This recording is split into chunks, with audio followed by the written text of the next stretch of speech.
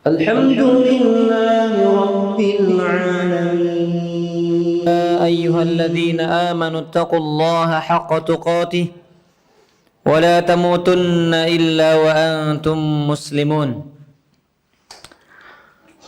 Jamaah rahimani wa rahimakumullah, para akhwat, para ummahat yang semoga senantiasa dilimpahkan rahmat oleh Allah Subhanahu wa taala. Alhamdulillah, kita bersyukur kepada Allah Subhanahu wa taala dengan terus kita berusaha menyanjung Allah, memuji Allah, dan juga mengagungkan Allah Subhanahu wa taala. Kita juga berusaha untuk senantiasa mengamalkan amalan-amalan yang dicintai Allah Subhanahu wa taala dan juga meninggalkan segala sesuatu yang dibenci dan dimurkai Allah Subhanahu wa taala. Yang mana itu semuanya adalah wujud syukur kita kepada Allah Tabaraka wa taala. Semoga Allah Subhanahu wa taala jadikan kita hamba-hamba yang syakur, hamba-hamba yang mampu mensyukuri nikmat Allah Subhanahu wa taala. Amin ya rabbal alamin. Tidak lupa salawat dan salam, marilah kita memohon kepada Allah agar senantiasa tersampaikan kepada Nabi kita Muhammad sallallahu alaihi wasallam. Begitu pula kepada keluarganya, para sahabatnya, dan juga seluruh umatnya. Di mana juga kita memohon kepada Allah agar Allah jadikan saya, ibu-ibu sekalian, dan semua yang hadir yang menyimak kajian ini, Allah jadikan kita semuanya orang-orang yang konsisten, orang-orang yang istiqamah menjalankan sunnah-sunnah Nabi SAW. Amin ya rabbal alamin. Para umat dan akhwat azani Allah wa iyyakum ajma'in, ini pertemuan ketiga dari pembahasan sebuah kitab kecil yang berjudul A'mal Yasirah wa Ujurun 'Azimah, di mana biasanya kita membahas 2 kitab atau 3 kitab, yaitu fikih wanita atau fikih sunnah wanita yang sudah berjalan sejak awal diadakannya kajian ini. Kemudian yang kedua juga kitab akidah madhab Asy-Syafi'i yang juga belum tuntas. Dan yang ketiga adalah fiqhu tarbiyatil abna, fikih pendidikan anak. Namun sengaja saya bahas kitab kecil karena kemarin, 2 pertemuan yang lalu, tentunya pertemuan yang diadakan bersama saya, kebetulan waktu itu kita masih berada di bulan haram atau bulan Dzulhijjah, di mana Islam memotivasi dan mendorong kita untuk melakukan amal-amal soleh. Di mana amal-amal soleh yang dikerjakan seorang muslim atau muslimah yang dia kerjakan di bulan Dzulhijjah, maka tidak bisa mengalahkan pahala jihad fi sabilillah. Kecuali kalau ada orang yang berjuang dan berjihad di jalan Allah dengan harta dan jiwanya, dan tidak kembali sesuatu pun dari hal itu semua. Maksudnya dia mati di medan perang, mati dalam keadaan syahid. Agar tidak tanggung begitu ya, kita selesaikan buku ini, buku kecil ini, dan insyaallah kedepannya kita akan melanjutkan pembahasan fikih wanita dan juga akidah madhab Syafi'i, yaitu berkaitan dengan fikih dan juga berkaitan dengan pembahasan tauhid atau akidah. Para umat dan akhwat sekalian dirahmati Allah Subhanahu wa taala, tema yang dicatat atau yang ditulis dan juga disebarkan pada pamflet kajian yaitu berkaitan dengan jangan kau sepelekan. Ini berdasarkan hadis dari Rasulullah sallallahu alaihi wasallam. Hadisnya diriwayatkan oleh Imam Ahmad, ibu-ibu sekalian yang dirahmati Allah Subhanahu wa taala, di mana ada seorang sahabat bertanya kepada Nabi sallallahu alaihi wasallam tentang amalan-amalan baik, tentang amal-amal soleh. Maka Nabi sallallahu alaihi wasallam mengatakan, la tahqiranna minal ma'rufi syai'a jangan kamu atau janganlah kamu pernah menyepelekan sedikit pun kebaikan. Nah, ini menunjukkan kepada kita semuanya, jangan pernah kita menganggap remeh sebuah amal soleh sekalipun kita anggap amal tersebut adalah amalan yang kecil. Sekalipun bagi kita ini adalah amalan yang paling mudah, maka jangan dengan anggapan hal tersebut adalah hal yang sangat mudah, hal sangat remeh, kemudian akhirnya tidak kita amalkan atau dengan makna lain kita tinggalkan amalan tersebut. Makanya lihat Rasulullah SAW memotivasi kita, la tahqiranna minal ma'rufi syai'a. Wahai kalian, jangan pernah kamu sepelekan amal, sekecil apapun amal itu. Kemudian Rasulullah SAW setelah menyebutkan kalimat tadi, jangan pernah kamu menyepelekan sedikit pun kebaikannya. Kemudian Rasulullah SAW menyebutkan beberapa amal-amal kecil, beberapa amal-amal yang dianggap remeh, yang padahal sama-sama akan membuahkan pahala di sisi Allah Subhanahu wa Ta'ala. Apa saja amalan tersebut? Rasulullah SAW mengatakan, walau an tu'tiya silatal habli, sekalipun engkau memberikan seutas tali. Jadi misalnya ada orang bawa kayu bakar, dia nggak punya tali, entah tali tambang, tali rapi atau yang lain sebagainya. Jangan pernah anggap kita remeh, hanya memberikan sedekah berupa tali saja. Mungkin ini remeh bagi kita, tapi kita tidak tahu amal mana yang akan menghantarkan kita ke dalam surga Allah Subhanahu wa Ta'ala. Nah, inilah yang menjadi alasan bagi kita semuanya, para ibu, para akhwat sekalian yang dirahmati Allah Subhanahu wa Ta'ala. Inilah diantara sebab, diantara alasan kita beramal soleh dan tidak menganggap remeh amal soleh, sekalipun itu anggapannya bagi kita adalah amal-amal yang remeh, amal-amal yang sangat mudah, amal-amal yang kecil yang bisa dilakukan setiap orang. Sekali lagi alasannya adalah karena kita tidak mengetahui amal mana yang akan menghantarkan kita ke dalam ridha Allah, sehingga setelah Allah ridha kepada kita, Allah golongkan kita termasuk penghuni surga Allah Subhanahu wa Ta'ala. Sebagaimana sebaliknya, ibu-ibu dan para akhwat yang dirahmati Allah Subhanahu wa Ta'ala, kita tidak tahu kemaksiatan yang mana yang akan menghantarkan kita ke dalam neraka. Maka sebagaimana kita tidak meremehkan amal kebaikan, kita pun jangan pernah meremehkan kemaksiatan kepada Allah Subhanahu wa Ta'ala. Baik, tadi amal pertama itu kata Rasulullah SAW, sekalipun engkau memberikan seutas tali. Kemudian yang kedua kata Rasulullah SAW, walau an tu'tiya syish'an na'li, atau walaupun sekedar engkau memberikan tali sandal. Ya, kalau kita mungkin sekarang tali sepatu, dia punya sepatu tapi tidak punya tali sepatunya. Nah, jangan pernah kamu remehkan sekalipun kamu memberikan tali sepatu tersebut. Itu kata Rasulullah SAW.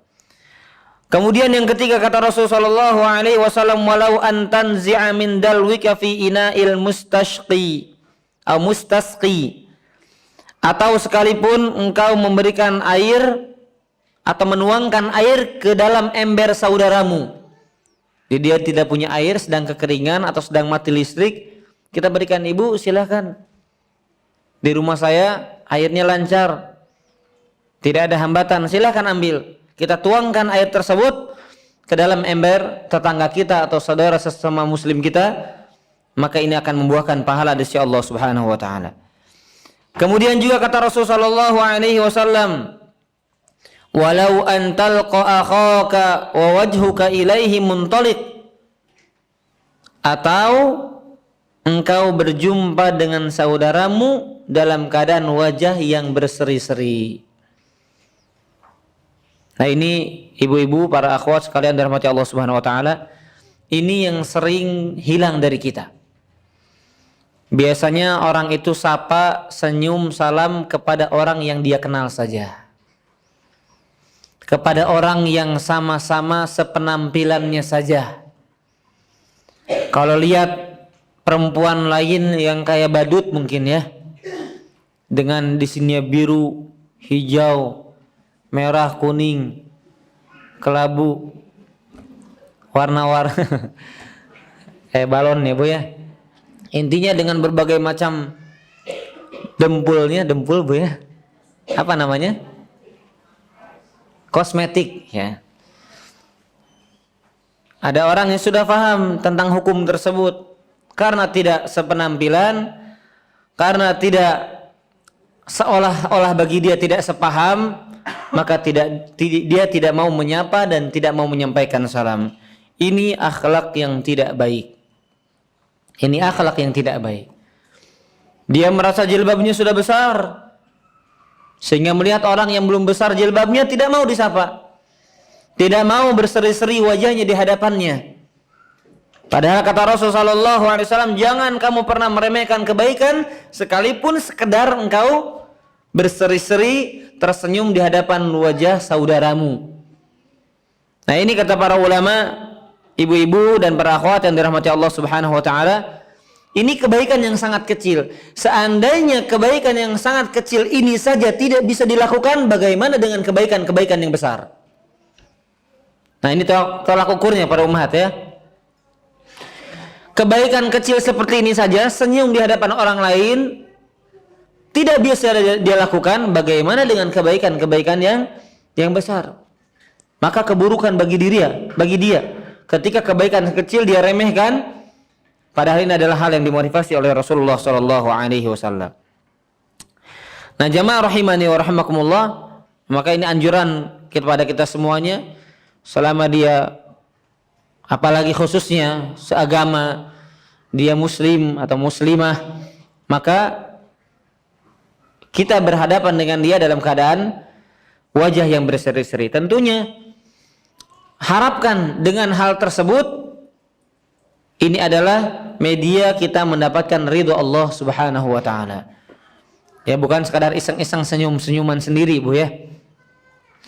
Baik, ibu-ibu yang dirahmati Allah Subhanahu wa taala, yang berikutnya kata Rasul sallallahu alaihi wasallam, "Walau an tunahi asy-syai'a min tariqin nas yu'dhihim." Atau sekedar engkau menyingkirkan gangguan di jalanan manusia. Ini amalan yang banyak dilupakan dan dilalaikan, disepelekan oleh kita, Ibu. Ada hal yang mengganggu di jalanan manusia tidak kita singkirkan. Ya, padahal kita telah sampaikan di pertemuan yang kedua, ada seorang yang mundar-mandir di dalam surga Allah Subhanahu wa taala. Disebutkan oleh Rasulullah SAW karena sebab gangguan jalan yang dia hindarkan dari jalanan. Bayangkan ibu, itulah tadi kata saya, kita tidak tahu mana amal soleh yang akan menghantarkan kita ke dalam surga.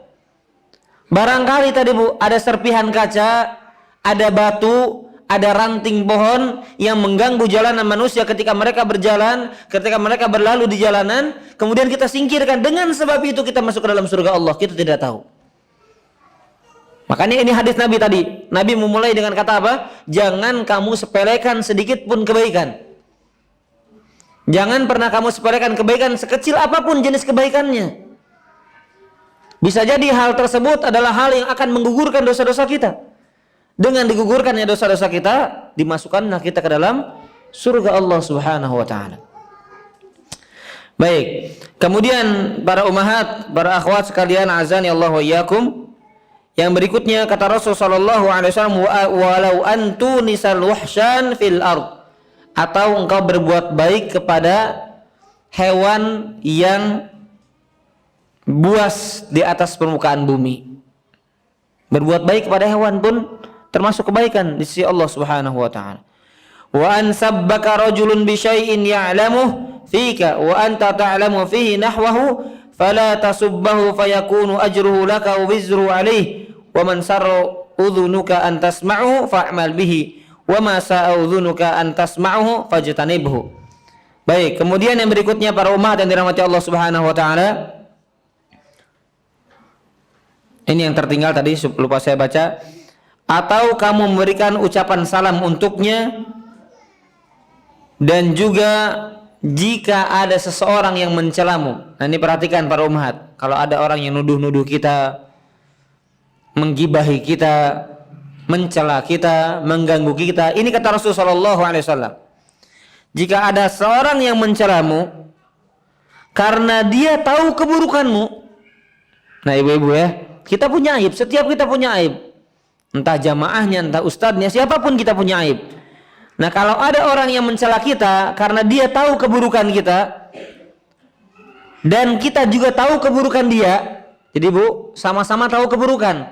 Biasanya kalau orang sama-sama tahu keburukan, dia menghina kita, kita gampang balasnya Bu. Ah, dia juga begini. Begitu ya. Tapi kalau orang baik yang mengumbar aib kita, menjelek-jelekan kita, kita bingung balasnya bagaimana. Misalnya seperti itu. Tapi apa kata Rasulullah SAW? Fala tasubbahu. Kalau kamu tadi dihina, dicela oleh orang yang tahu keburukan kita dan kita juga tahu keburukan dia, maka kata Rasul, jangan kamu mencelanya. Jangan kamu ikut-ikutan dalam mencelanya. Maka pahalanya akan menjadi milikmu dan dosanya dilimpahkan kepadanya. Subhanallah.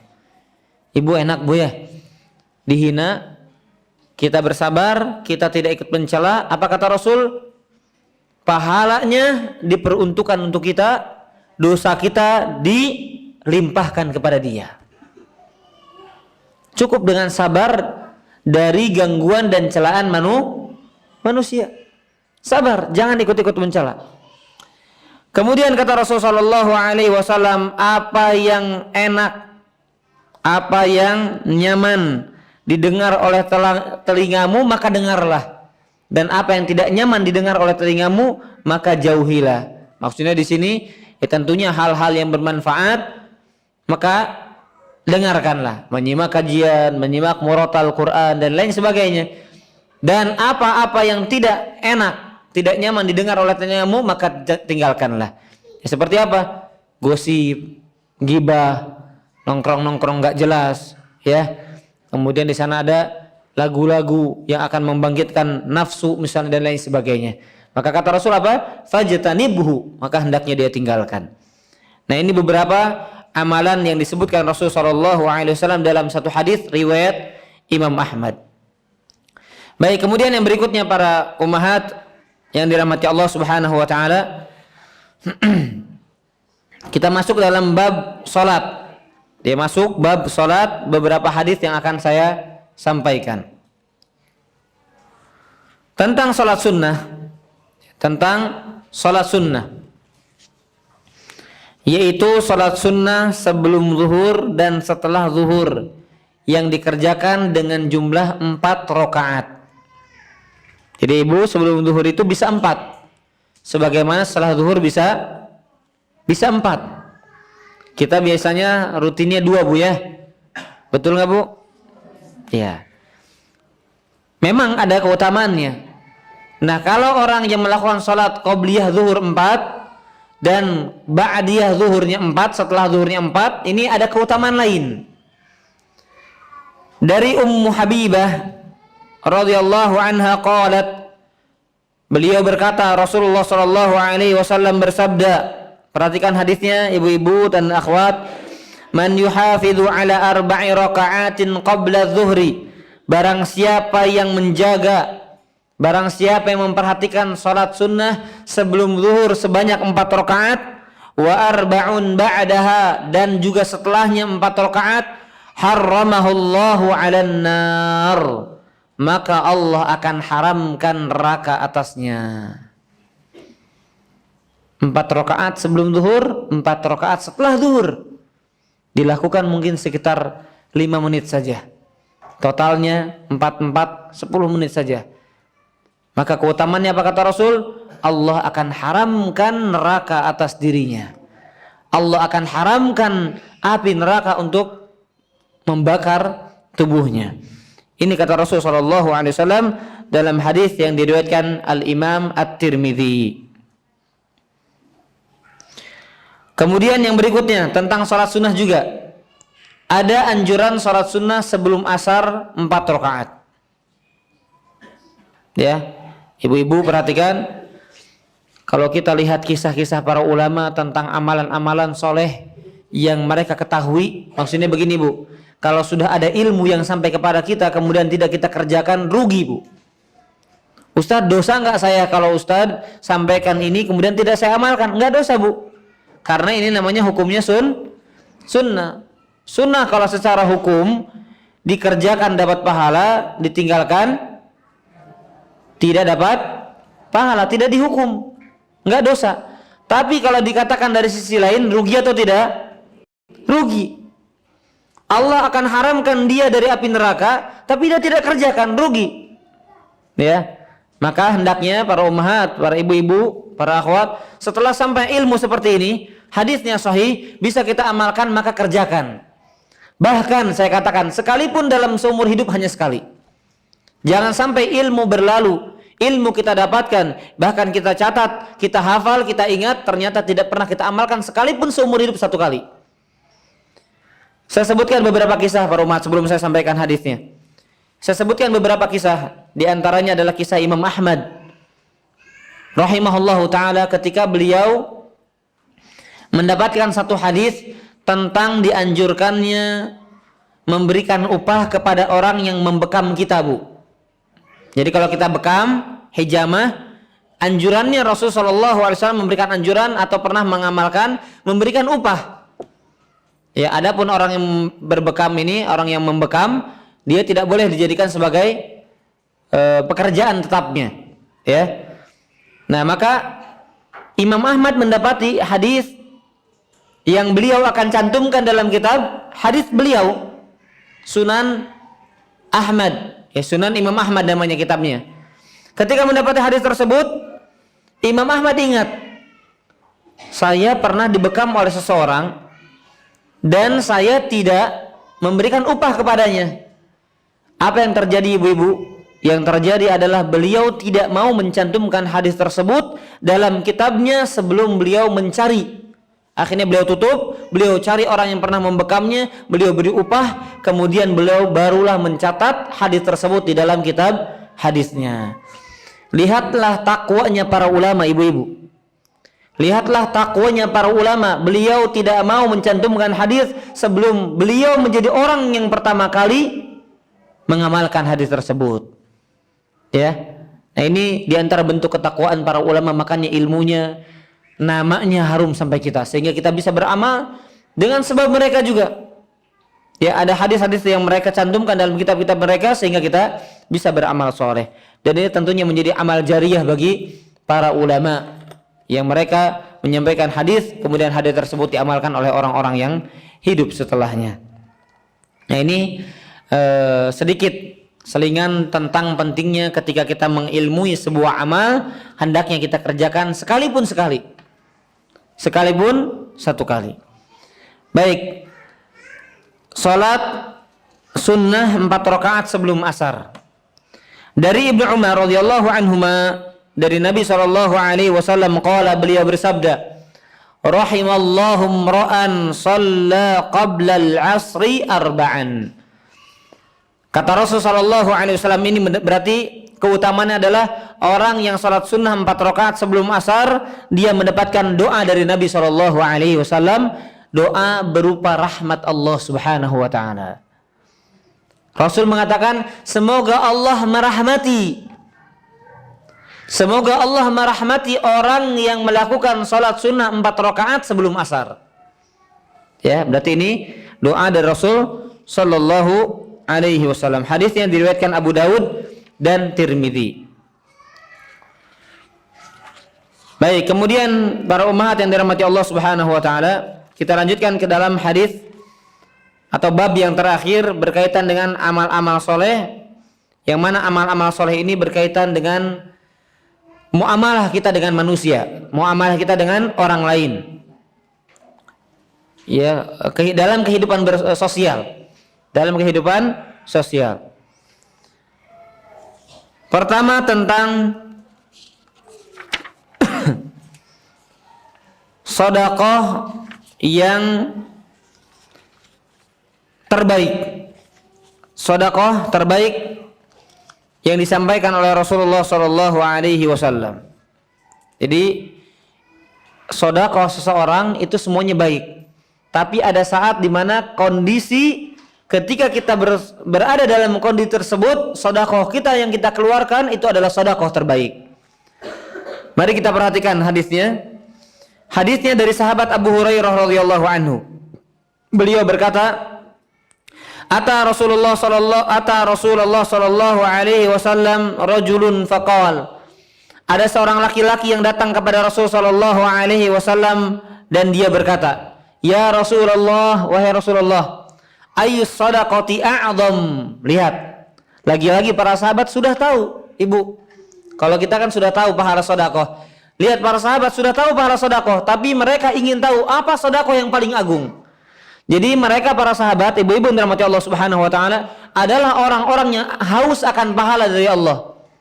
Jadi kalau mereka sudah mengamalkan satu amalan, mereka tidak merasa cukup. Sebagaimana kita merasa cukup, sudah cukup sholat, sudah cukup saya sedekah setiap pagi, sudah cukup setiap Jumat saya bersedekah, sudah cukup saya begini. Tidak. Makanya mereka seringkali bertanya kepada Rasul sallallahu alaihi wasallam, "Ya Rasulullah, mana amalan yang lebih agung?" "Ya Rasulullah, adakah yang lebih agung daripada itu? Adakah yang lebih hebat daripada itu?" Dan terus seperti itu. Mereka adalah orang-orang yang haus terhadap pahala dari Allah Subhanahu wa taala. Maka kita harus meniru, menjadikan mereka sebagai qudwah, suri tauladan dalam kita beramal soleh. Nah, ini laki-laki ini, ibu-ibu dan Allah Subhanahu wa taala, datang kepada Rasul bertanya, "Ayy shadaqati a'zam?" Wahai Rasulullah, apa sedekah yang paling besar pahalanya? Apa kata Rasul sallallahu alaihi wasallam? Faqal, beliau bersabda, "Anta saddaqa wa anta sahihun syahih." Engkau bersedekah dalam keadaan sehat dan pelit. Perhatikan ibu-ibu, nanti saya jelaskan. Engkau bersedekah, mengeluarkan harta dalam keadaan kamu atau engkau sedang dalam keadaan sehat dan juga pelit. Maksudnya apa, Ustaz? Pertama, Ibu, kalau orang sakit bersedekah itu enggak aneh. Karena memang ada hadis dari Nabi SAW, sedekah itu bisa menyembuhkan penyakit. Maka ketika dia sakit kemudian dia bersedekah mengeluarkan sebagian hartanya, ada harapan dari dia bersedekah agar penyakitnya sembuh. Kalau orang sedang sehat bersedekah, ini lebih berat daripada orang yang sedang sakit. Kenapa? Karena dengan dia sehat dia ingin membeli sesuatu, ingin ada barang yang dia beli, ingin ada makanan yang dia ingin nikmati dan lain sebagainya. Ya, maka dalam kondisi dia sehat, kemudian dalam kondisi dia pelit. Nah, maksud di sini pelitnya, Bu, merasa berat dalam mengeluarkan sedekah, maka saat itu adalah pahalanya lebih besar dibandingkan dalam kondisi dia sakit dan dalam kondisi dia berlapang dada dalam bersedekah. Kemudian Rasulullah SAW melanjutkan, takhshal faqra wa ta'mulul ghina. Di mana kamu tadi dalam keadaan sehat, dalam keadaan pelit, dan kamu sangat takut kemiskinan, juga sangat berharap kaya. Ini, Bu, di mana kondisi sedekah adalah kondisi pahalanya lebih besar dibandingkan kondisi-kondisi yang lainnya. Kita, Bu, dalam keadaan sedang nabung. Orang sedang nabung biar apa? Biar kaya. Biar bisa membeli sesuatu kan, memperkaya diri. Kemudian dia takut untuk miskin, jatuh miskin. Makanya dia nabung. Nah, saat dia takut jatuh miskin, saat dia benar-benar pengiritan begitu, Bu, ya. Benar-benar, waduh, diirit-irit, Bu, semuanya.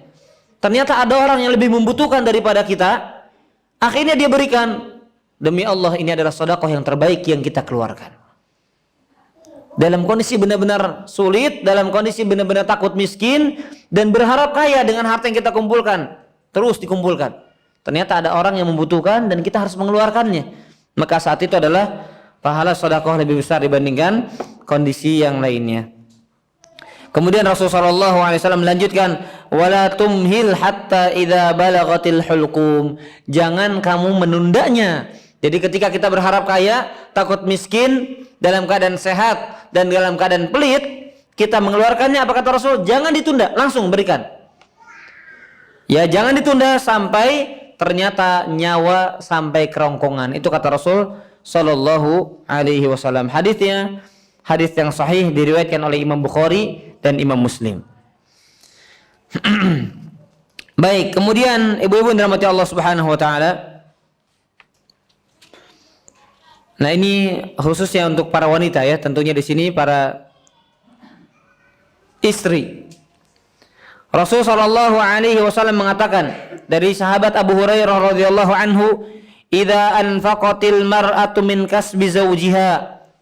Kalau ada seorang wanita, seorang istri yang berinfak dari hasil jerih payah suaminya, ya, an ghairi amrihi, tanpa perintah dari suaminya, falahu nisfu ajrih, maka suaminya mendapatkan setengah dari sedekah yang dikeluarkan istrinya. Nah, ini berarti saling tolong menolong dalam kebaikan. Kita memberikan pahala kepada suami kita melalui perantara kita, ibu-ibu di sini, para istri, bersedekah atas dasar bukan diperintah oleh suaminya, maka suaminya mendapatkan pahala setengah dari sedekah tersebut. Dan ingat, tidak mengurangi pahala sedekah yang ibu keluarkan. Ini pernah kita bahas ibu-ibu ya. Apa hukumnya seorang istri bersedekah? Apakah harus izin suami atau tidak? Ya, kalau hartanya harta istri maka tidak wajib izin. Tapi sebagai muamalah, interaksi yang baik, bersosial dengan suami yang baik, maka hendaknya sebagai adab yang baik, hendaknya dia izin. Ya, tapi tidak wajib. Kalaupun dia sembunyi-sembunyi tidak dosa. Ya, hanya saja kalau tahu ya suaminya akan marah karena misalnya dia sedekahnya dengan nominal yang banyak sedangkan kebutuhan sedang benar-benar banyak misalnya, maka lebih baik untuk menghindari madharatnya, lebih baik izin terlebih dahulu. Karena ada sebuah kaidah ibu-ibu yang mengatakan muqaddam ala jalbil masalih. Jadi daf'ud dar muqaddam ala jalbil masalih. Menghindari keburukan itu lebih baik atau lebih dikedepankan daripada mendapatkan kebaikan. Bersedekah kebaikan atau bukan ibu? Bertengkar keburukan atau kebaikan? Nah, lihat, bersedekah kebaikan, bertengkar keburukan. Nah, kalian lihat, mana yang kita kedepankan, mendapatkan kebaikan atau menghindari keburukan? Nah, dalam kaidah ini disebutkan menghindari keburukan lebih dikedepankan daripada mendapatkan kebaikan. Nah, ini kaidah ya Bu ya. Jadi kita harus lihat, kita harus menimbang-nimbang ketika ada madharat, ketika ada yang buruk dan maslahat mana baiknya. Nah, ketika ternyata madharatnya lebih besar, maka kita lebih kedepankan, kita tinggalkan madharat ini sekalipun kita tidak mendapatkan kebaikan tersebut. Baik, kemudian yang berikutnya, amalan yang berikutnya, amalan yang disepelekan atau amalan yang dianggap remeh. Memberikan makan seorang mukmin sampai kenyang. Jadi nggak tanggung Bu ya. Jangan tanggung-tanggung, berikan makan kepada seorang mukmin sampai kenyang. Jadi kalau ada orang bertamu Bu, ajak makan Bu. Dan niatkan semata-mata karena Allah Subhanahu wa taala. Ya. Air cuma air putih gitu Bu ya. Silakan Pak. Padahal cemilannya banyak numpuk Bu ya. Akhirnya gemuk-gemuk sendiri. Nah, ini berikan makan mereka sampai kenyang. Rasul sallallahu alaihi wasallam dari sahabat Mu'adz berkata, "Man at'ama mu'minan hatta yushbi'ahu min saghab." Barang siapa yang memberikan makan kepada seorang mukmin ketika dia lapar sampai dia kenyang, adkhalahu Allahu baban min abwabil jannah la yudkhiluhu illa man kana mithluh. Maka Allah akan masukkan dia ke dalam salah satu pintu surga, di mana pintu surga ini tidak dimasuki kecuali oleh orang yang serupa amalannya dengan orang tersebut. Bayangkan Bu, jadi ada pahala, ada pintu surga khusus bagi orang yang suka memberikan makan kepada seorang mukmin sampai dia kenyang. Ada pintu surga khusus, nah sebagian ulama disebut dengan babu sedekah. Jadi pintu surga yang namanya babu sedekah, pintu sedekah. Ini khusus akan dimasuki oleh orang-orang yang gemar bersedekah karena Allah Subhanahu wa taala. Apalagi di sini khusus motivasinya memberikan makan kepada seorang mukmin. Di mana memberikan makan ini adalah di antara salah satu bentuk sedekah. Ya, maka lihat jaminan dari Rasul sallallahu alaihi wasallam.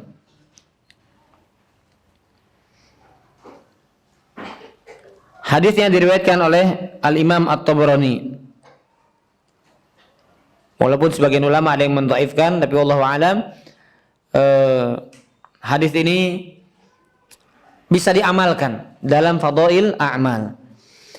Kemudian yang berikutnya, amalan yang disepelekan,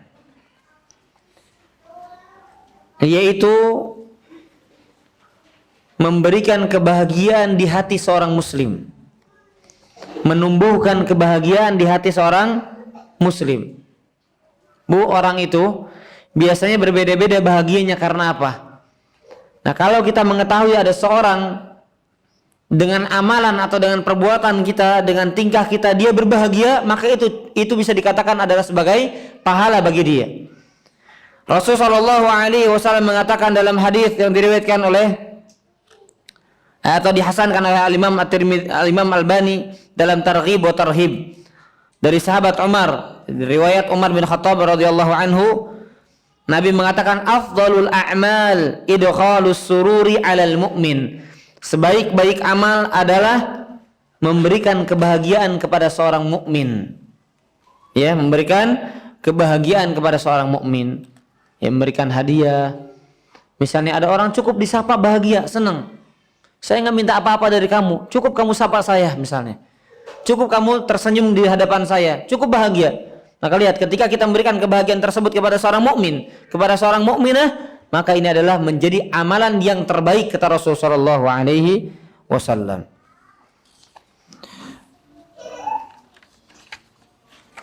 Baik, kemudian yang berikutnya para ummahat yang dirahmati Allah Subhanahu wa taala,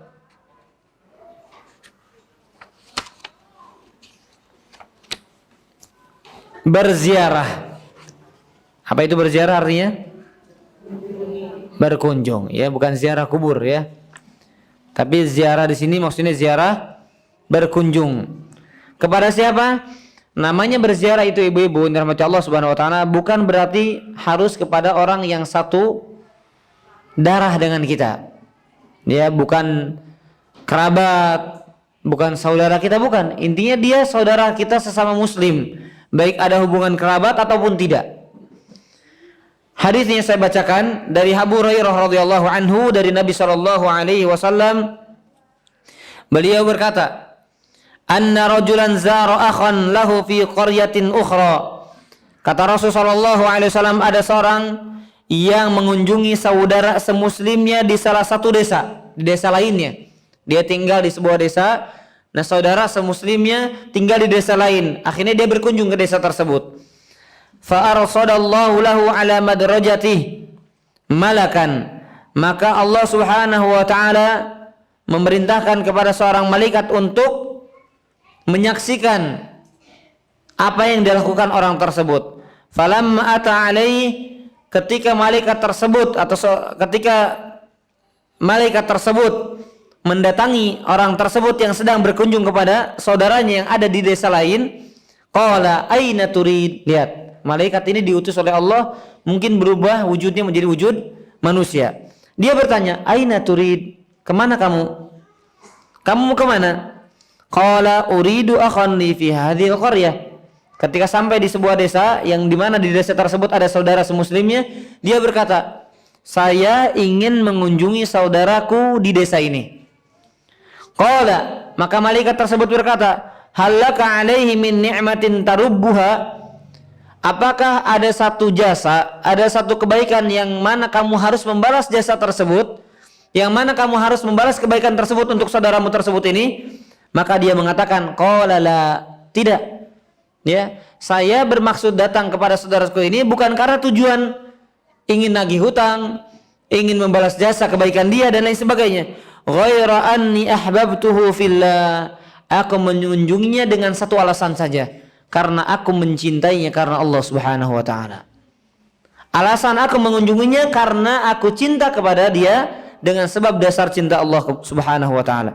Qala, maka dia berkata, malaikat berkata, fa inni rasulullah ilaik, sesungguhnya aku adalah utusan Allah kepadamu. Maksudnya utusan Allah di sini malaikat, ya, bukan Rasulullah maksudnya. Aku adalah utusan Allah kepadamu. Bi annallaha qad ahabbaka kama ahbabtahu fi. dan aku mengabarkan kepadamu Allah telah mencintaimu sebagaimana kamu mencintai orang tersebut, saudara muslim kamu tersebut, karena Allah Subhanahu wa taala. Nah, lihat para ummahat yang dirahmati Allah Subhanahu wa taala, ini amalan yang gampang. Bahkan enak, ibu-ibu ya. Banyak berkunjung, dapat makan gratis ya. Dapat oleh-oleh, kan enak. Jadi sering-sering berkunjung dengan alasan karena Allah. Jadi kalau ibu-ibu ada yang saya bertamu ke rumah ibu-ibu, jangan lupa ya.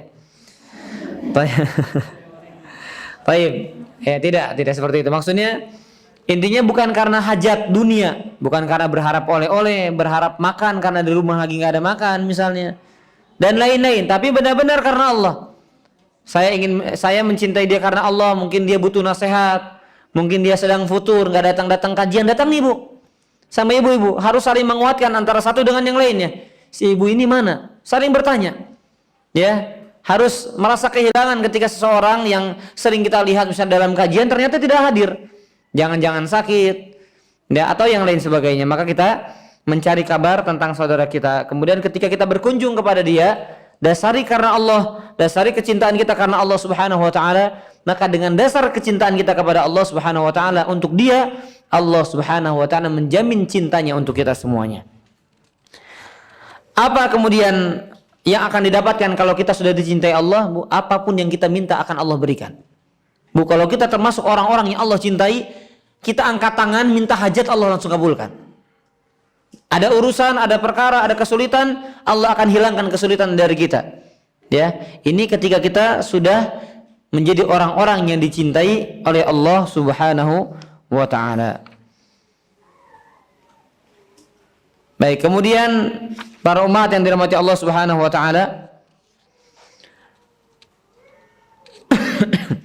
amalan yang berikutnya adalah berbuat baik kepada para janda. Berbuat baik kepada para janda. Ibu-ibu kalau punya tetangga, ya dia seorang janda, maka perhatikan, berikan perhatian lebih kepada orang tersebut.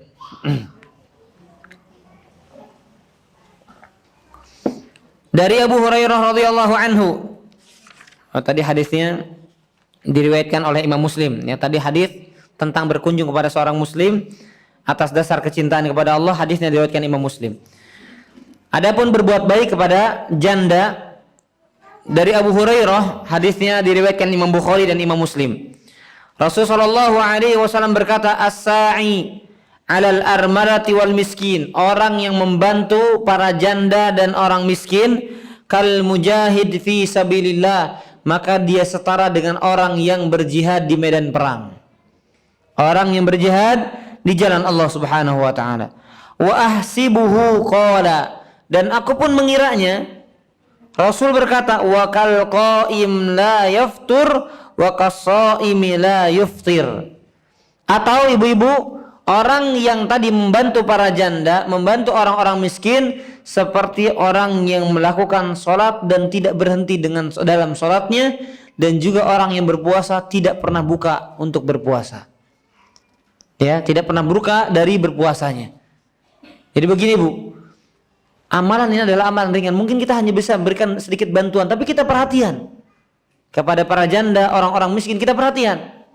Ya, tidak bisa dengan harta kita bisa carikan harta orang lain untuk diberikan kepada orang tersebut. Ini kata Rasul, dia seolah-olah seperti orang yang sholat yang tidak pernah berhenti sholatnya, dan dia seolah-olah seperti orang yang berpuasa yang senantiasa puasa tidak pernah berbuka. Kita tahu Bu, ya bagaimana pahala sholat, bagaimana pahala berpuasa. Nah, bisa kita dapatkan dengan sekadar perhatian kita terhadap para janda dan orang-orang yang membutuhkan, orang-orang miskin.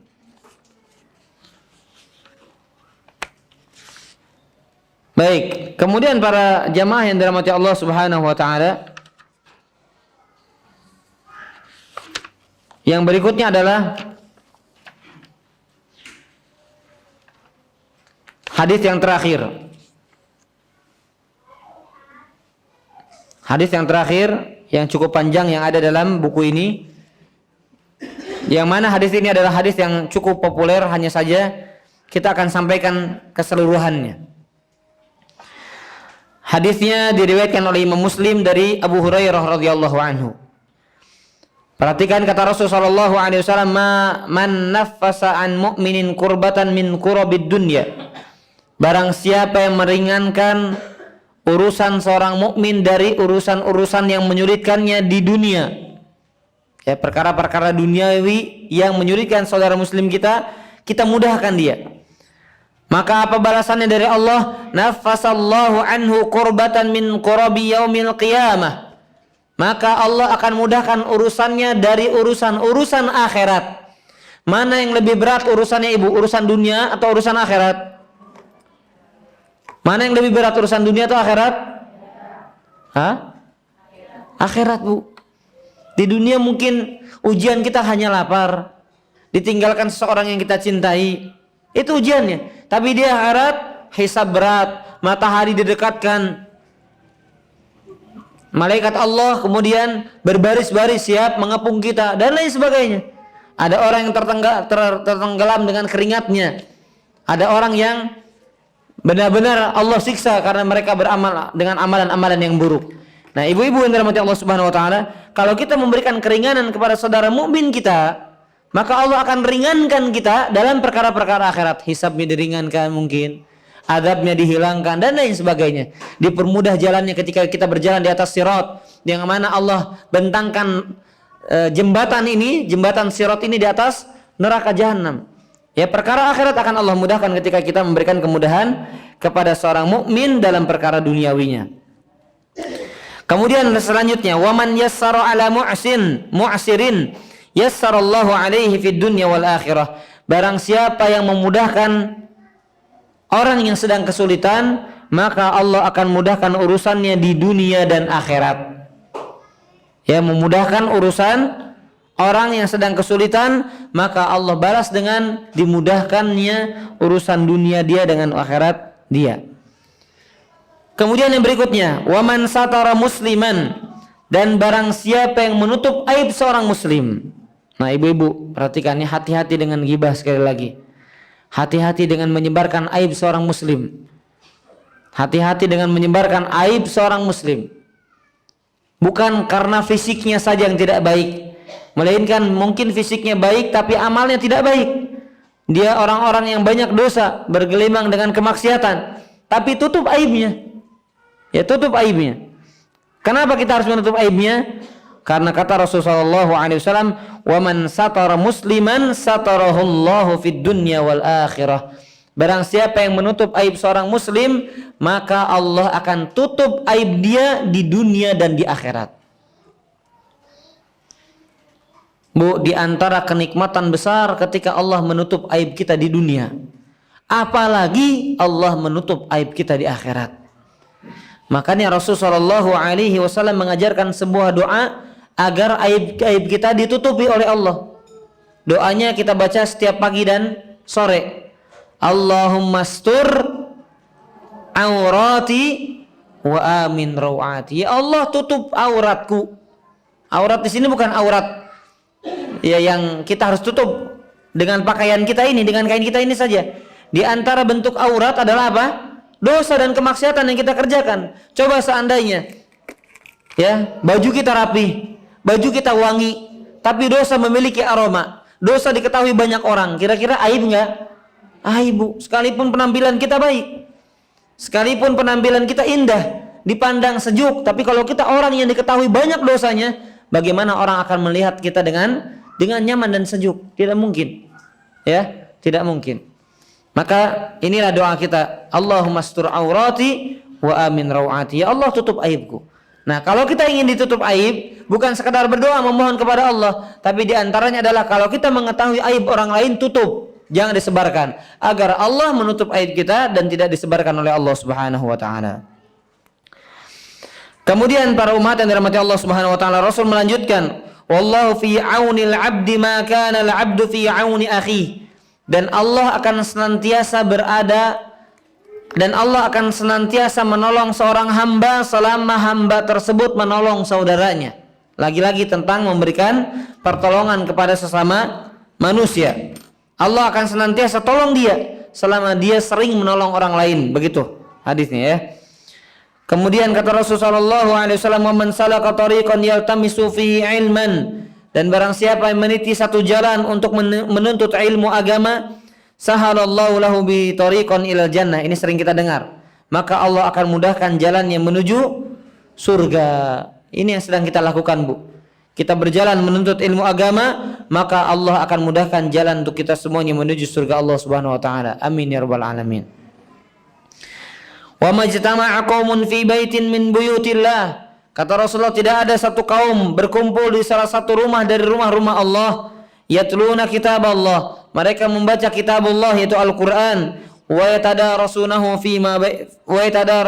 bainahum, dan mereka mempelajari Al-Qur'an di antara mereka, illa nazalat alaihimus sakinah, kecuali Allah akan turunkan ketenangan di antara mereka, wa ghasyiyatuhumur rahmah, dan mereka akan diliputi oleh rahmat dari Allah Subhanahu wa taala, wa haffathumul malaikah, dan akan dikelilingi oleh para malaikat Allah Subhanahu wa taala, wa dzakarahumullahu fi man indah, dan Allah akan menyebut-nyebut nama dia di sisinya. Ya. Wa man abta'a bihi 'amaluhu lam yusri' bihi nasabuh, dan barang siapa yang lambat dengan amalnya, maka tidak akan dipercepat oleh nasabnya. Maksudnya begini, Bu. Maksudnya kalimat yang terakhir, orang itu tidak akan mungkin diselamatkan karena nasabnya. Oh, dia turunan orang soleh, dia turunan raja, dia turunan orang yang banyak duit. Kemudian Allah selamatkan, tidak. Ya, tapi karena kesolehannya, karena amalnya, maka dia akan ditolong oleh Allah Subhanahu wa ta'ala. Baik, para jamaah yang dirahmati Allah Subhanahu wa ta'ala,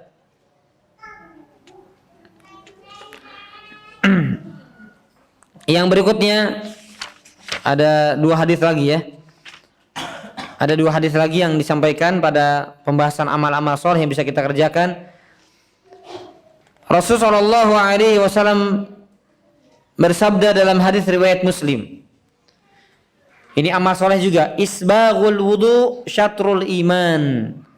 Menyempurnakan wudu adalah bagian dari keimanan. Menyempurnakan wudu adalah bagian dari keimanan. Walhamdulillahi tamla'ul mizan. Ini kata Rasul, ibu-ibu. Sering-sering mengucapkan alhamdulillah. Sering-sering mengucapkan alhamdulillah. Puji Allah dengan kalimat tersebut. Kenapa? Kata Rasul, ucapan alhamdulillah itu akan memenuhi al-mizan. Apa itu mizan? Timbangan amal soleh. Maka kalau orang banyak mengucapkan alhamdulillah, kalimat ini mungkin kalimat yang ringan, kalimat yang sedikit, tapi kalau senantiasa kita amalkan, maka akan memberatkan timbangan amal soleh. Wat tasbih wat takbir mil'us samawati wal ard. Tasbih dan takbir itu akan memenuhi langit dan bumi. Subhanallah.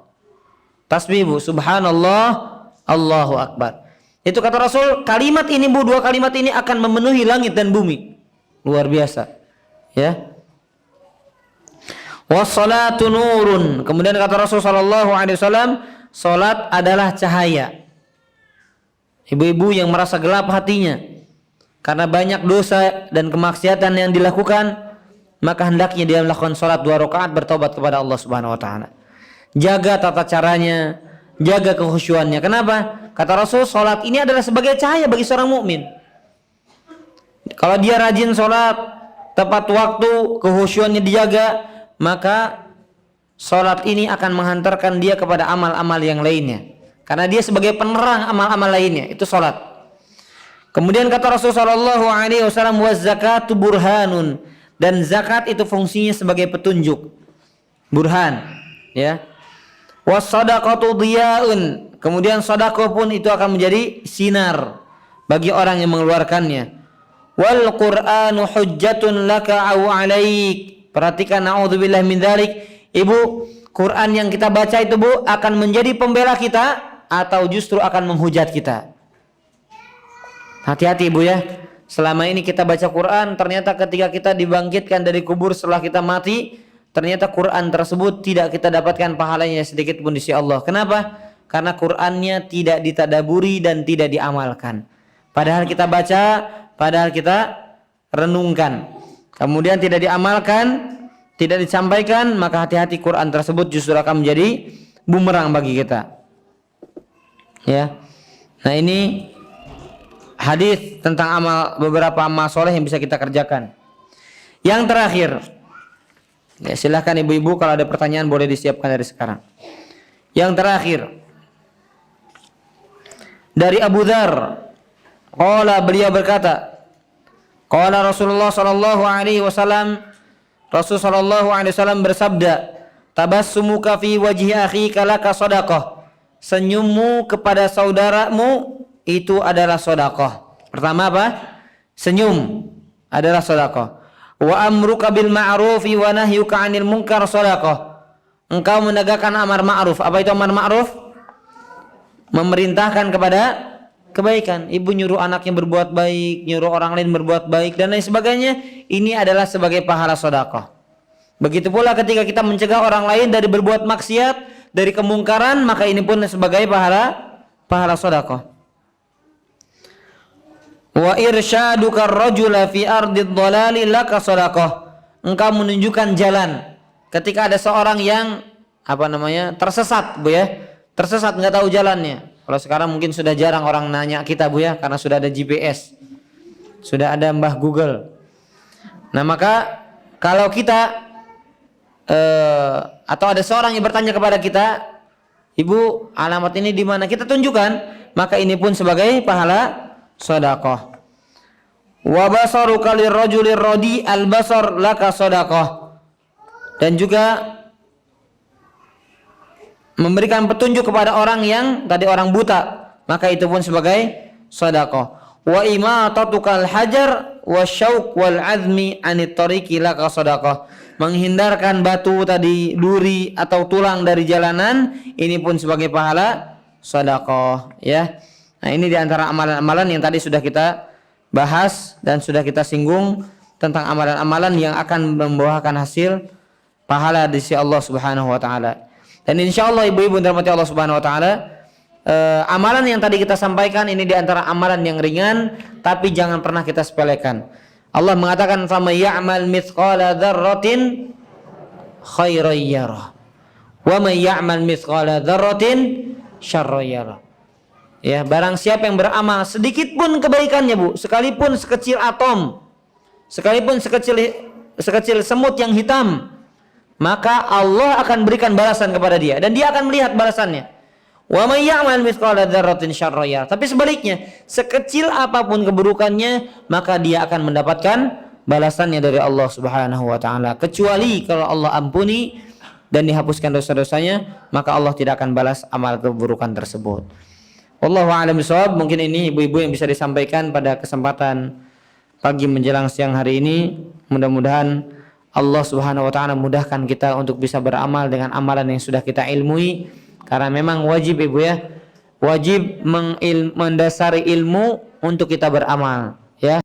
Ibu, untuk para akhwat barangkali ada yang ingin bertanya langsung, mikrofonnya sudah disiapkan, silakan.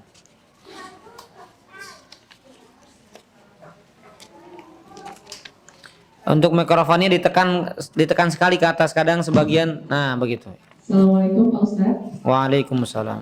Mau bertanya, kalau untuk menamakan seorang anak dengan Asmaul Husna itu, yang saya tahu ilmunya itu adalah tidak diperbolehkan ya Pak Ustadz ya? Tidak semuanya. Oh, tidak semuanya? Tidak semuanya. Yang saya mau tanyakan, apakah misalkan mau menamakan anak dengan Al-Rashid itu boleh nggak Pak Ustadz? Misalkan Harun Al-Rashid itu gimana Pak Ustadz? Iya, baik. Itu maaf Pak Ustadz ya, itu yang pertama. Iya. Yang kedua, seandainya misalkan kita memelihara kucing Pak Ustadz di rumah, itu kalau misalkan disteril itu boleh nggak Pak Ustadz ya? Di apa? Disteril. Apa itu? Jadi dia tidak bisa bereproduksi lagi, nggak hamil lagi gitu. Oh, dikebiri. Iya, tapi ini kebetulan kucingnya betina Pak Ustadz. Oh iya. Gitu ya. Terima kasih Pak Ustadz. Assalamualaikum. Waalaikumsalam warahmatullahi wabarakatuh. Pertama, saya pengen bertanya dulu, memang saya sudah kelihatan bapak-bapak ya?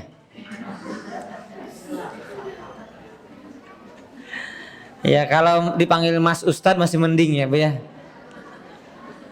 Tapi kalau dipanggil Pak, kesinggung saya, Bu. Emangnya tua ya, Bu ya?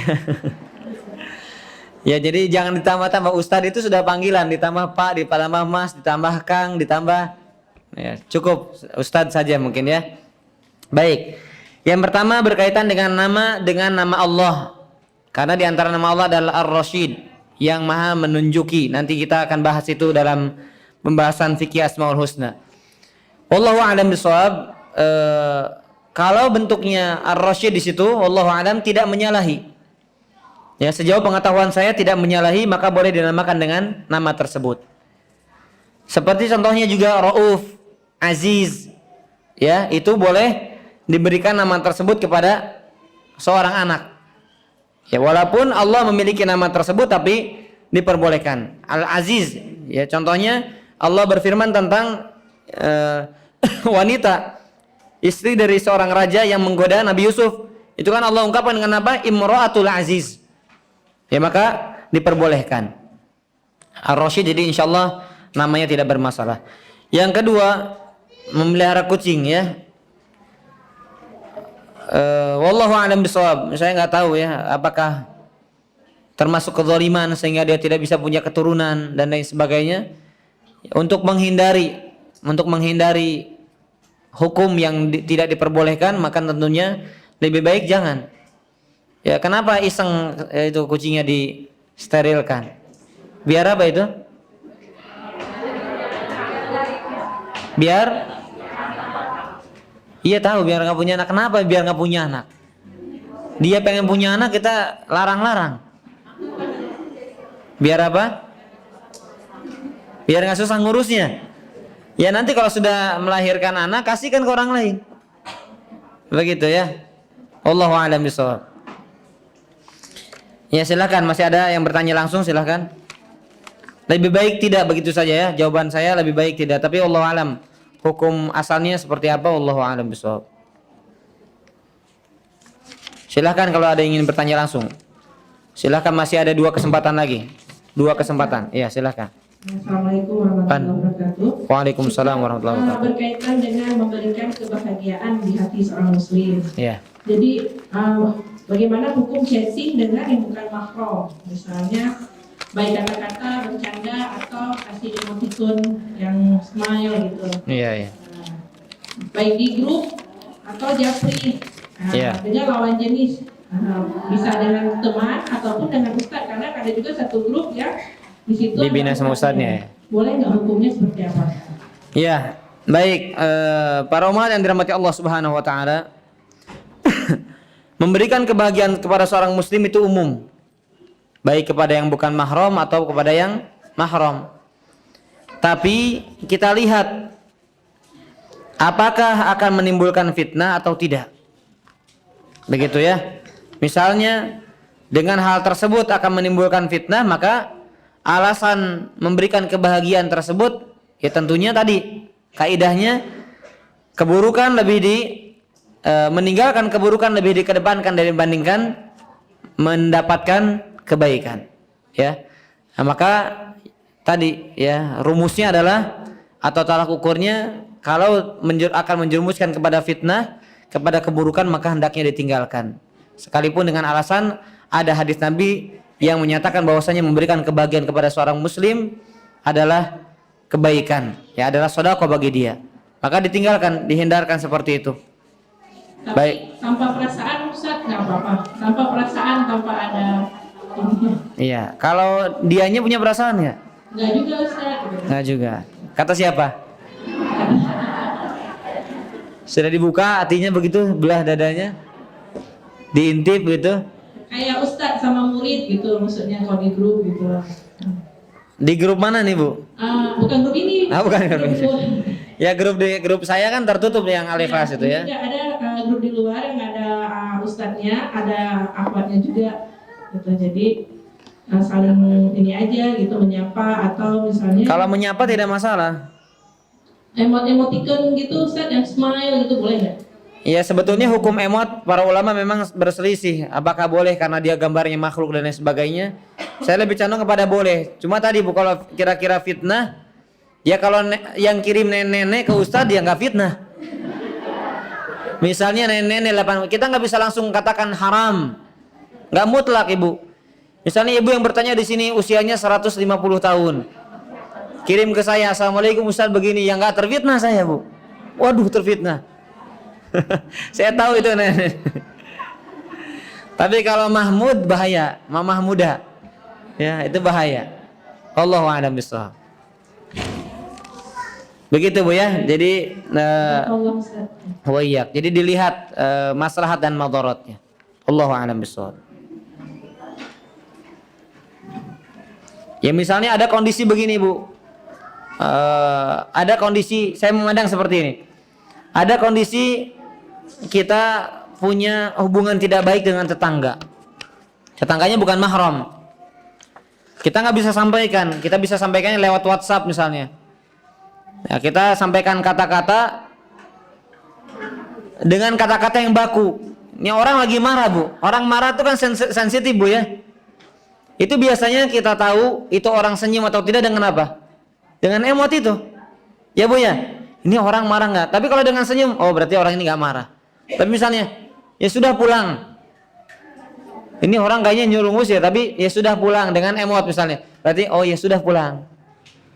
Paham Bu? Jadi dilihat maslahat dan madaratnya.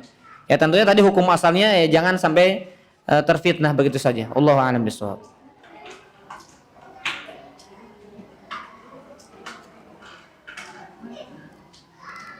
Ya cukup yang dari langsung cukup ya karena pertanyaannya terus ternyata lebih banyak.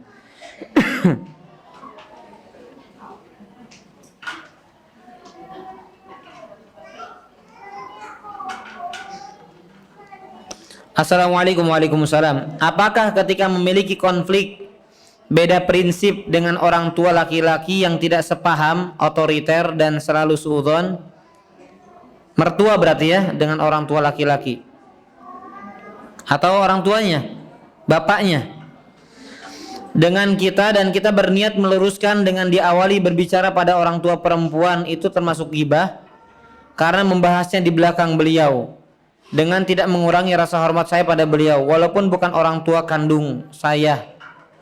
Walaupun bukan orang tua kandung saya menyayangi beliau. Jazakallahu khairan. Semoga Ustaz selalu dirahmati Allah. Amin. Baik, begini Bu, kalau dalam urusan rumah tangga bisa diselesaikan secara pribadi, tidak disampaikan kepada orang lain, maka itu lebih baik karena khawatir terjerumus pada ghibah. Tapi kalau urusan keluarga yang perlu dimusyawarahkan dengan orang lain, dengan sesama keluarga, maka tidak masalah. Sudah kita nasihati tidak mempan juga kita musyawarahkan. Sebagaimana Hindun ini menyampaikan kepada Rasulullah tentang sifatnya Abu Sufyan. Apa yang beliau sampaikan? Beliau sampaikan kepada Rasulullah sallallahu alaihi wasallam, "Ya Rasulullah, inna Abu Sufyan rajulun syahih." Wahai Rasulullah, sesungguhnya suamiku Abu Sufyan adalah seorang laki-laki yang pelit. Ini pelit sifat buruk atau baik? Sifat buruk disampaikan kepada Rasul. Rasul tidak, "Kamu jangan gibah." Tidak, ya karena diadukan untuk sebuah kemaslahatan kepada seorang hakim. Maka tadi niatnya bukan gibah. Niatnya bukan gibah, dicari jalan tengah maka insya Allah tidak masalah. Tapi kalau niatnya bukan gibah, pindah ke sana, saya niatnya nggak gibah. Pindah lagi ke sana, saya niatnya nggak gibah. Nah ini pura-pura nggak gibah padahal gibah. Begitu ya, Allahu a'lam bishawab.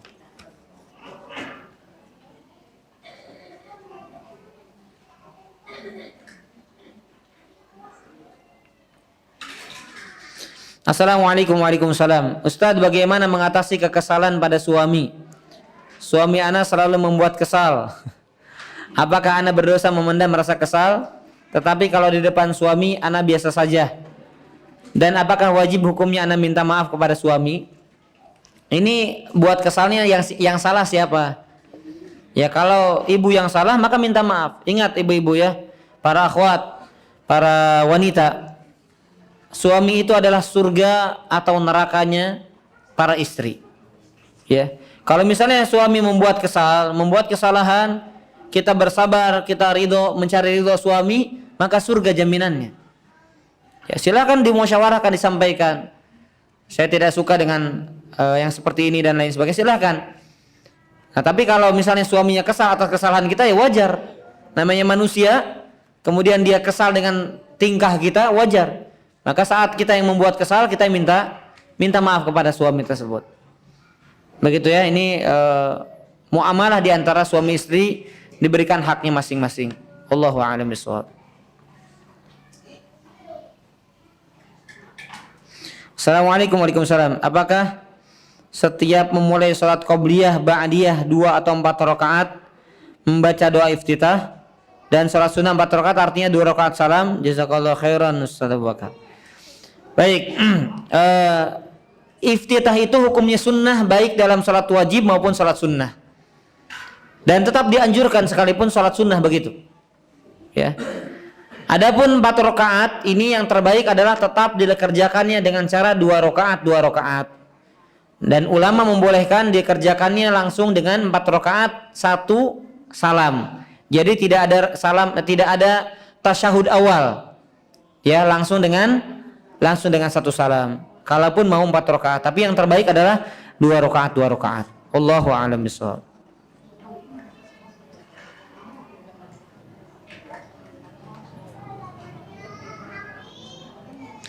Assalamualaikum Waalaikumsalam. Saya ingin bertanya, saya masih punya orang tua yang sekarang berusia 80 tahun. Sudah 2 bulan belakangan ini kalau sholat suka lupa bacaan sholat dan rokaatnya, tapi selalu ingat dengan waktu sholat. Masya Allah ya. Yang ingin saya tanyakan, bagaimana dengan sholatnya? Apakah sah atau bagaimana ya Ustadz? Karena setiap selesai sholat orang tua saya selalu menangis karena sholatnya tidak maksimal katanya dan takut berdosa. Allah Subhanahu wa taala berfirman di dalam surat At-Taghabun. Allah mengatakan fattaqullaha mastata'tum. Allah mengatakan juga di dalam surat Al-Baqarah dalam ayat yang terakhir, la yukallifullahu nafsan illa wus'aha. Tadi kata Allah tidak membebani seseorang melebihi batas kemampuannya. Kemudian kata Allah dalam surat At-Taghabun, fattaqullaha mastata'tum. Kamu bertakwa, menjalankan perintah Allah semampu kalian. Nah, ini orang yang sudah udzur, sering pikun dan lain sebagainya, dia mendapatkan udzur dari Allah Subhanahu wa taala. Dia mendapatkan keringanan dari Allah Subhanahu wa taala. Dia bertakwa, salat, melakukan amal semampu dia. Kalau di luar batas kemampuannya maka tidak berdosa. Ya. Ini Masya Allah, dia ingat, apalagi setelah salat dia sadar tidak maksimal kemudian menangis. Ini subhanallah. Ya, orang tua seperti ini menunjukkan akan ya akhirnya mudah-mudahan menjadi akhir yang baik insyaallah. Amin ya rabbal alamin. Assalamualaikum warahmatullahi wabarakatuh. Waalaikumsalam warahmatullahi wabarakatuh. Ustaz izin bertanya, bagaimana hukum mengenakan pakaian berwarna merah, diperbolehkan atau tidak? Untuk wanita atau untuk laki-laki nih? Untuk wanita ya. Merahnya kalau tidak mencolok tidak masalah ya. Kemudian sebagian ulama mengatakan makruh hukum menggunakan pakaian laki-laki atau perempuan merah yang polos, tidak ada warna lain. Jadi usahakan kalau merah, misalnya ada garis hitamnya atau garis apanya silahkan. Tapi kalau full merah, sebagian ulama mengatakan makruh. Jadi lebih baik kalau kita ingin menjaga hukum, cari jalan yang lebih aman. Kita menggunakan pakaian merah, misalnya yang polos merah, kita berikan apa saja. Ya kita berikan garis, list dan lain sebagainya. Agar tidak termasuk dalam kategori merah yang full dengan merahnya tersebut. Wallahu a'lam bishawab.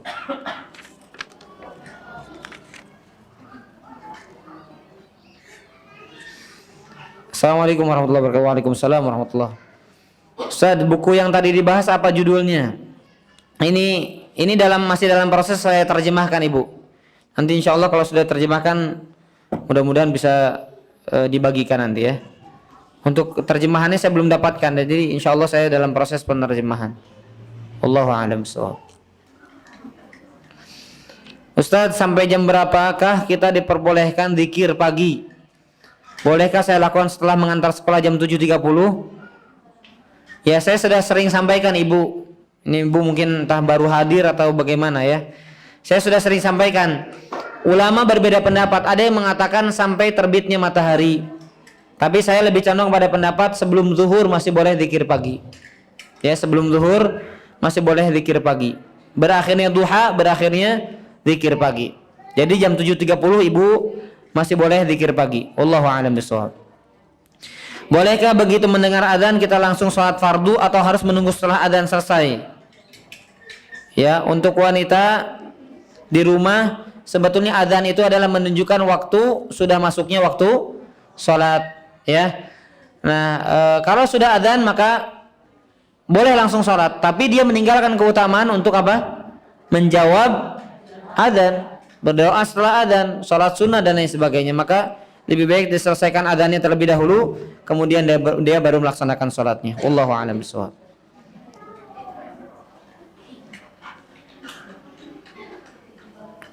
Tadi sudah kita jawab 2 rakaat ya tentang sholat sunnah. Assalamualaikum. Waalaikumsalam. Apa nama sholat sunnah 4 rakaat sebelum asar? Ya namanya qobliyah saja. Qobliyah asar, begitu saja.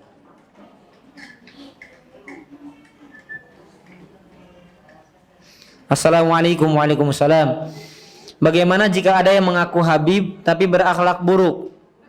Apakah tetap berdosa karena ada yang bilang Habib dijamin surga? Siapa yang menjamin manusia surga? Yang menjamin siapa? Allah. Seorang mukmin tidak boleh mengatakan dia ahli surga kecuali kalau Allah yang kabarkan dan Rasul kabarkan. Ya, kita nggak bisa sesoleh apapun dia, keturunan siapapun dia, kita katakan dia penghuni surga. Pasti nggak boleh. Kecuali kalau ada dalil yang menyatakan dia penghuni surga. Contohnya para Rasul, para Nabi, sahabat-sahabat yang 10 dan para sahabat yang lainnya, maka kita menyatakan dia penghuni surga karena memang ada dalilnya. Hukum asalnya kita tidak boleh menyatakan dia penghuni neraka, dia penghuni surga sampai ada dalil yang menjelaskannya. Jadi tidak ada dalil yang menyatakan bahwasanya ustadz, habib, ulama itu dijamin surga. Maka kalau ada akhlak buruk, ada dosa, diingatkan, dinasehati, karena mereka pun manusia biasa yang bisa jatuh dalam kesalahan dan dosa. Wallahu a'lam bishawab. Assalamualaikum. Waalaikumsalam. Ustaz, mohon nasihatnya dulu. Waktu usia SMP saya pernah mencuri di kantin sekolah. Nah loh, pantesan gorengan pada kurang terus ya. Dan sekarang saya menyesal. Apakah saya harus mengganti apa yang sudah saya curi tersebut? Ya, ganti. Dengan cara bagaimana? Kalau si ibu kantinnya atau bapak kantinnya masih itu, kita ganti. Kalau tidak, maka bersedekah atas nama dia. Begitu saja. Ya, bersedekah atas nama orang tersebut.